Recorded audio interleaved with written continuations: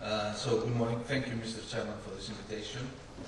Ladies and gentlemen, talking about sustainability, POSEIDON MED is the project which aims to revive the shipping sector in the Mediterranean, the Eastern Mediterranean area, and lead it to a new era, what we call the gas era, through a smooth transition.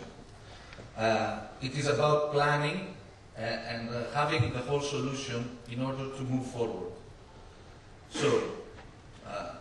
We will see how and why this new era may constitute a great opportunity for our area in particular. So we can see there's turmoil ahead. We have in our area, and we're not talking about ECAs now, the EU and the global sulfur cap, which will come in 2020 and potentially 2025. And we will see there a gap, a potential gap being constituted between 2020 and 2025 for our region in the Mediterranean. On the other hand, we have EEDI, we have MRV as we already seen, and potential market-based measures which will further put pressure on shipping. So, what is the European Union case? We have refineries being reluctant in the investment needed for desulfurization of fuels, especially in the European Union due to environmental legislation. We see the margins now being exhausted. On the other hand, on a well-to-wheel or proper, in our case, basis, desulfurization of fuel will increase greenhouse gas emissions. So there is controversy on the alternative solutions and the conventional fuels. And of course, there is also ambiguity on solutions like scrubbers. We have seen some criticism. It's not something concrete, but there are still problems there. So, what is yet again the case of the EU? The EU owns a fleet around 48% of the global fleet. It has more than 40% of the global marine equipment manufacturers. It is a dominant stake for the whole world. So there is great interest in the EU in having a solution. And on the other hand, what has the EU already done on this field? There are a number of policies about sulfur directives, energy security, the reduction of greenhouse gas emissions, like MRV, the diversification of energy sources, the Alternative Fuels Directive, the competitiveness of the transportation sector, especially the shipping sector, the interconnection with remote areas in Europe, and finally, quite lately, the macro-regional strategies with the Adriatic and Ionian region as well.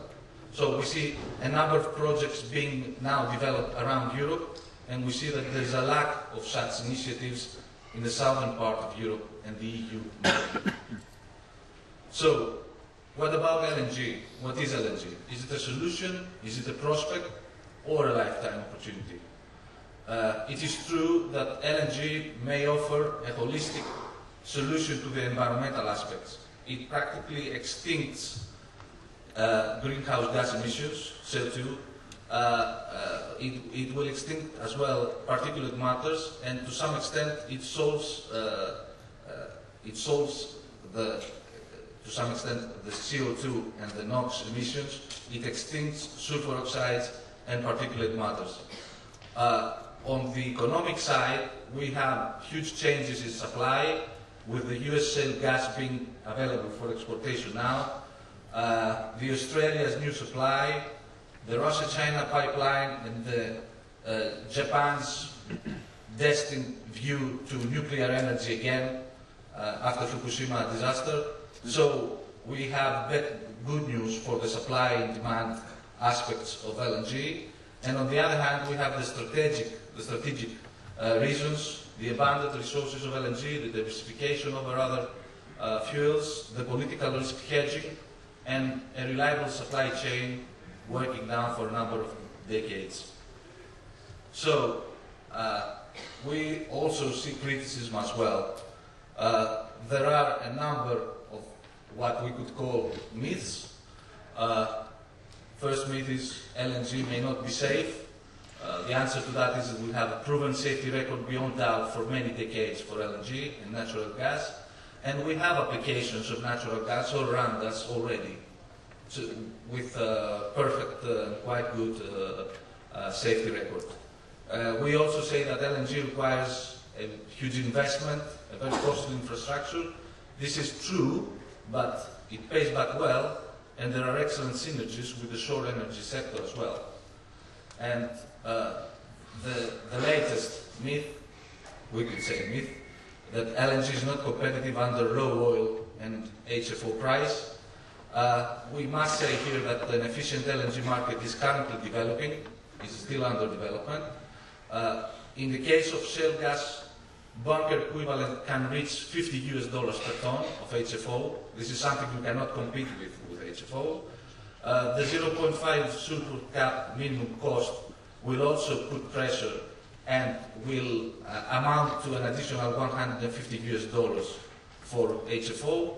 And of course we have the amortization factor that will strengthen the LNG position, an additional benefit that may stem from further regulatory changes. So, how do we come to LNG? We have set up a number of partners, the POSEIDON MED project, which is the first European project which aims to introduce LNG as the main fuel in the area, and it at the same time sees the sufficient infrastructure as well as the demand side. It focuses in the Eastern Mediterranean region, with all 5 EU member states in the region being part of this, and it is a partnership between gas suppliers, shipping companies, port authorities, technical organizations, etc. It is officially included as a candidate project in the newly developed Juncker package. So, about the barriers. What are the barriers we're trying to address? First one is infrastructure. We are developing a hub-and-spoke hub in Piraeus, and we will perform risk assessment, a review of operation, establishing safety in port for Piraeus and Limassol in the first phase. And we will also have 6 vessels reviewed for gas readiness approval in principle level, and 2 among them will be in more detail, while there will also be a feasibility study for an LNG barge conversion.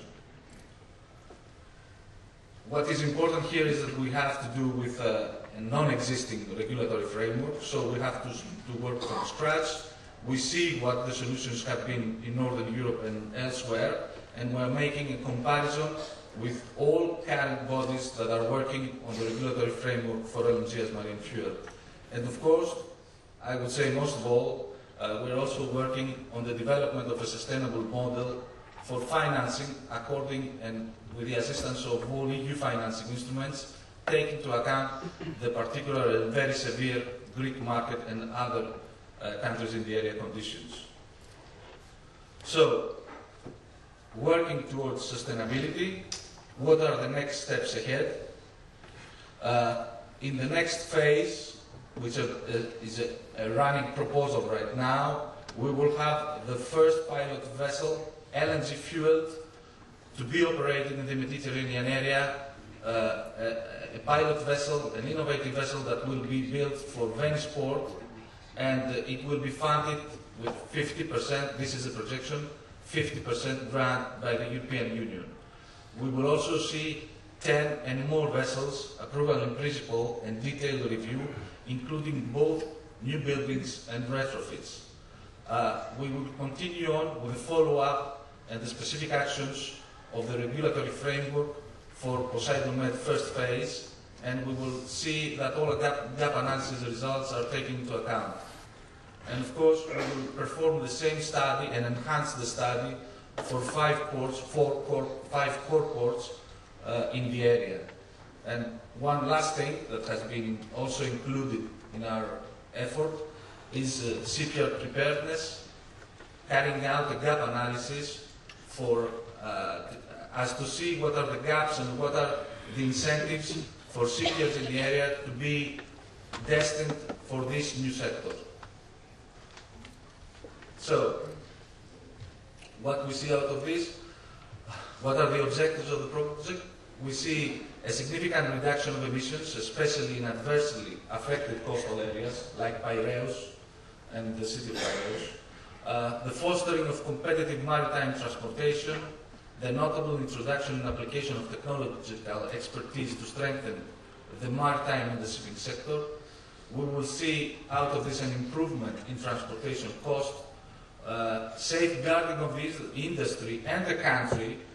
We must say here that shipping for the country is a jewel, and we have to safeguard this through smooth harmonization with future key challenges in this case. We'll also see potential and revival of the shipbuilding sector in new sectors like LNG, cryogenics, etc.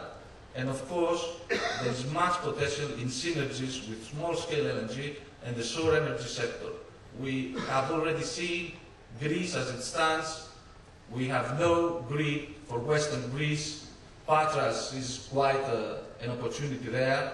And on the other hand, we have the islands.